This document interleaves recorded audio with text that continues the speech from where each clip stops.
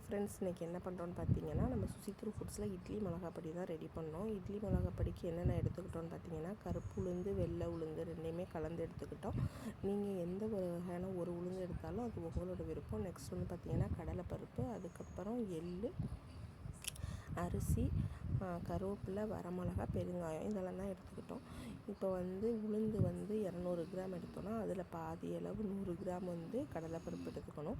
அதே மாதிரி அரிசி போட்டோன்னா நல்ல மணமாக இருக்கும். அதனால் கொஞ்சமாக அரிசி, அதுக்கப்புறம் வந்து வெள்ளை வந்து வெள்ளை எள்ளும் போட்டுக்கலாம், கருப்பு எள்ளும் போட்டுக்கலாம். நான் கருப்பு எள்ளு போட்டுக்கிட்டேன். நெக்ஸ்ட் வந்து பார்த்திங்கன்னா வரமிளகா வறுக்கும் போது என்ன பண்ணணும் அப்படின்னு பார்த்தீங்கன்னா, ஃபஸ்ட்டு கல் உப்பை போட்டு வெடிக்க விட்டுட்டு அதில் மிளகா போட்டு வறுத்தா நெடி ஏறாது.